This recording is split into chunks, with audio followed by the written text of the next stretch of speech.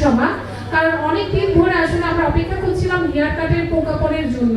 আপনারা সবাই জেনে খুশি হবেন, আমরা 4 তারিখ যে মানববন্ধনটা করেছি মহান সংসদে 8ই জুলাই, আমাদের রানু আপা আমাদের কষ্টের কথা সবার সামনে পূর্ণ সংসদে প্রধানমন্ত্রীর উপস্থিতি তুলে ধরেছেন।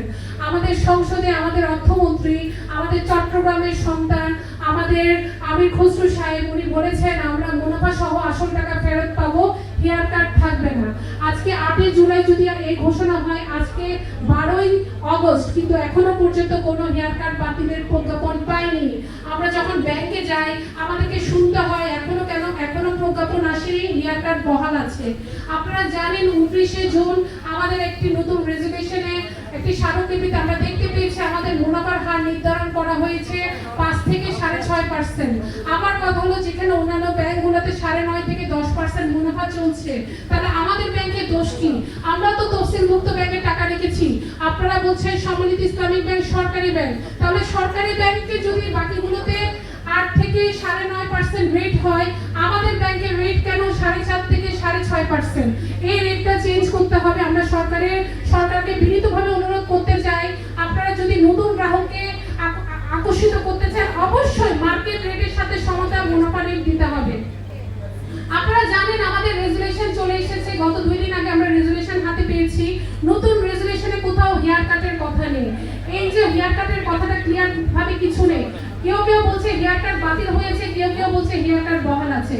তাই আমি সরকারকে বলতে চাই আপনারা অতি শীঘ্রই প্রজ্ঞাপনটা দিবেন। আমরা আপনাদেরকে নিশ্চিত করে বলতে চাই আমরা একদিনে টাকা তুলবো না, আমরা অবশ্যই ব্যাংকের সাথে আছি। আমরা জানি একটা ব্যাংকে দাঁড় করাতে হলে অবশ্যই একটা বিগ অ্যামাউন্টের ক্যাপিটাল ব্যাংকে থাকা প্রয়োজন, বাট আমরা স্বাভাবিক লেনদেন চাই, আমরা মার্কেটের সাথে সমতা রেখে মুনাফা রেট চাই, হেয়ার কাট বাতিলের প্রজ্ঞাপন চাই। এছাড়া কিছু কথা বলতে চাই, আমরা জানি যারা ঊর্ধ্বতন কর্মকর্তা আছেন বাংলাদেশ ব্যাংকে, আপনারা আমাদের এই ব্যাপারগুলো আরো ভালো করে বুঝেন। তারপরে আমানতকারীদের পক্ষ হয়ে যদি কিছু বলতে চাই, এই ব্যাংকটাকে দাঁড় করাতে হলে কি জায়গায় ফোকাস করতে হবে? প্রথমে ফোকাস করতে হবে আমানতকারীদের আমানতের সুরক্ষার দিকে ফোকাস থাকতে হবে।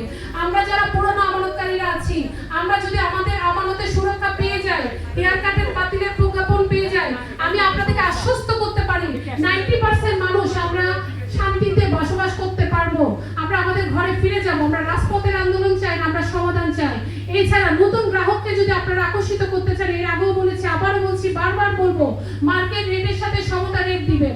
এছাড়া সরকারি যে বিলগুলো আছে, আমরা বিভিন্ন ব্যাংকে ম্যানেজারদের মাধ্যমে আমাদের সেক্রেটারি সাহেব, আমাদের সভাপতি সাহেব, আমাদের বিজ্ঞ আমানতকারী ভাই বোনেরা বারবার বলেছে সরকারি বিলগুলো এই ব্যাংকের মাধ্যমে আদায় যদি করা হয়, এই ব্যাংক 3 থেকে 6 মাসের মধ্যে দাঁড়িয়ে যাবে।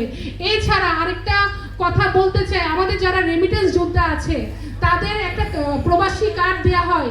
এই কার্ডের যে সুযোগ সুবিধাগুলো, এগুলো যদি এই ব্যাংকের মাধ্যমে করা হয়, এই ব্যাংক দ্রুত দাঁড়িয়ে যাবে।